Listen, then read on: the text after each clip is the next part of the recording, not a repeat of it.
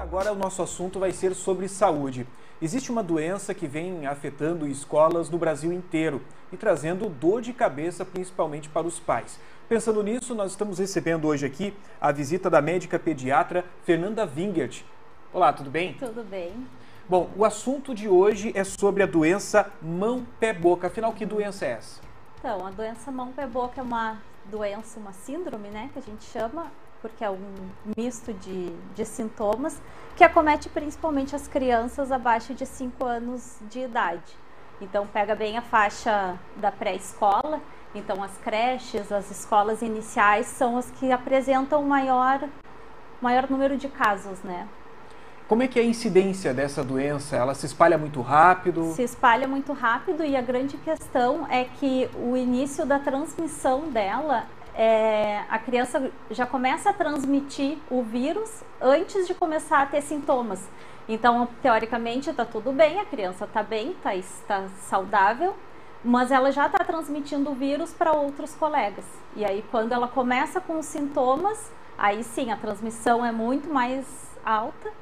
E aí acaba contaminando os coleguinhas, enfim, primos, amigos, né, com quem ela convive. E a transmissão é bem alta mesmo. E quais são os principais sintomas dessa doença?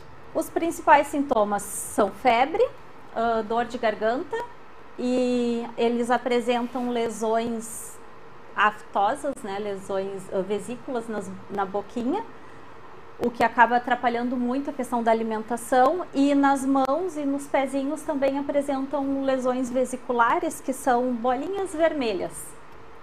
Como o próprio nome da doença sugere, né? Doença mão-pé-boca. Mão-pé-boca, isso. E existe algum tipo de cuidado que pode ser tomado para evitar que as crianças acabem pegando essa doença? No início, quando eles, né, não têm sintomas, é difícil os pais imaginarem, mas quando algum coleguinha já começa com sintomas, já se acende um sinal vermelho que mais crianças vão apresentar esses sintomas na sala de aula, principalmente. E aí, quando começam com os sintomas, o recomendado é não ir para a escola, tentar ficar mais por casa, para evitar a transmissão em massa, né? É importante, né, que os professores, a rede escolar esteja sempre bem atenta ao aparecimento desses sintomas, já comunicar aos pais. Já comunicar aos pais, já informar.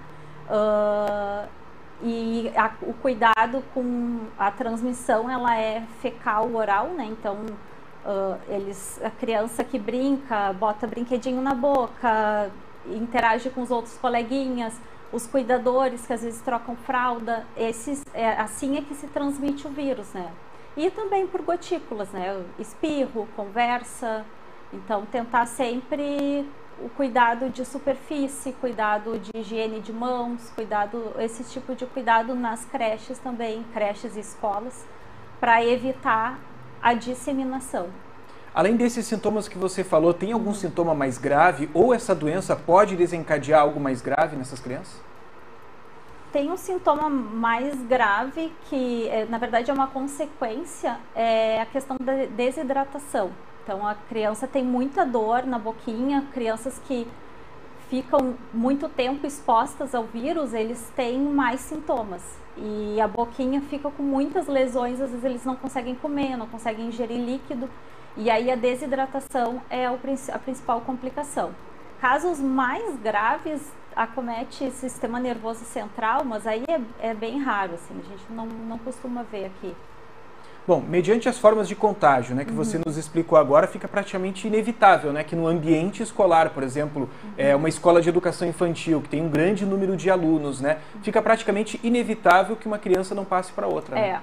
É bem complicado, mas o que a gente, assim, o meu principal recado aqui, o que é?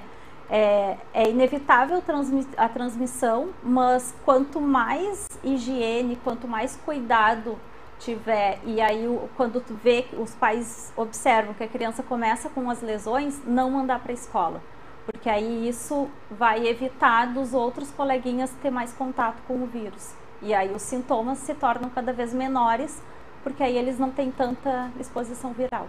Bom, uma outra dica importante é que os profissionais que lidam nessas escolas, nesses locais com um grande fluxo de crianças, estimulem essas crianças ao hábito de lavar as mãos várias vezes ao dia, a observar para que não coloque brinquedos na boca, a higiene principalmente, a higiene, né? Principalmente, exatamente. Bom, e você citou algo importante, porque muitas dessas escolas infantis têm os berçários, então esses profissionais precisam fazer a troca de fralda.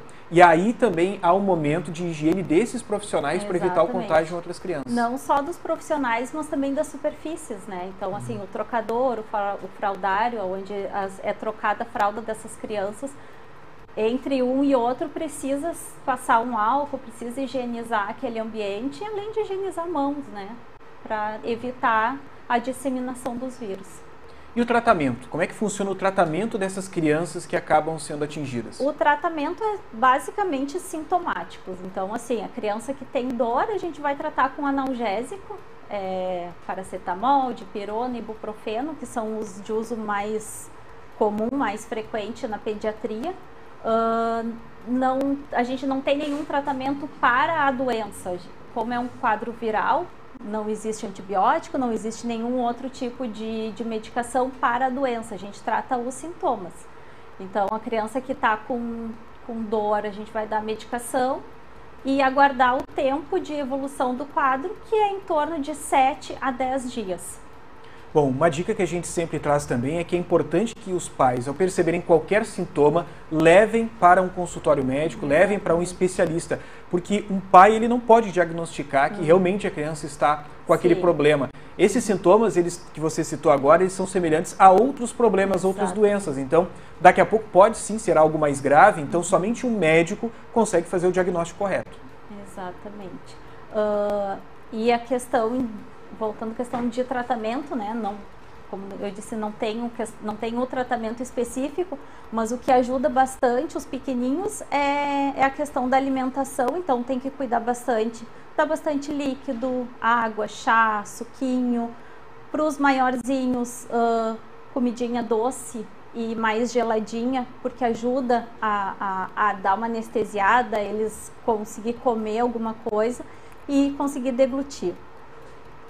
Bom, e como é que está sendo essa incidência aqui no município de Camaquã? Você atua em Camaquã, Dom Feliciano e Chuvisca. Isso. Surgem muitos pacientes com esse problema? Surgem e são surtos. Quando começa 1, 2 casos, é progressivo, assim, a demanda e a procura se torna bem importante.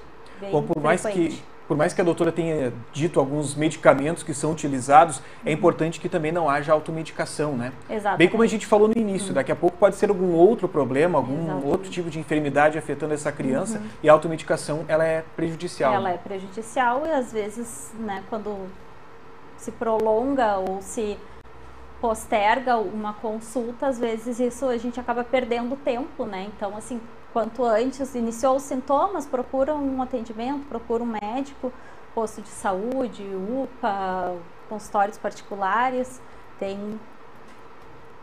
Bom, tem uma infinidade de maneiras para buscar o auxílio, né? De buscar um profissional médico para atender esse tipo de problema. Além dessa doença, a mão, pé, boca, há algum outro tipo de doença que é muito comum entre as crianças, principalmente que frequentam esses ambientes escolares? Agora a gente entrando outono, inverno, a gente começa com os quadros de resfriados, né? Então, as gripes, resfriados, bronquiolite, quadros de asma e também a asma não tanto, mas bronquiolite, os resfriados também são quadros virais que a transmissão é da mesma forma. Então, esses cuidados também tem que ter, não só neste momento do surto de mão, pé, boca, mas também na sequência em função dos quadros virais respiratórios, né? Bom, interessante que a gente vira e mexe quando nós falamos sobre saúde, a higiene tem o seu papel fundamental. Mais uma doença que a gente fala aqui, em que a higiene correta, a higiene adequada, incentivar as crianças desde cedo, né, ao hábito de lavar as mãos e tudo mais, previne também essa enfermidade. Exatamente.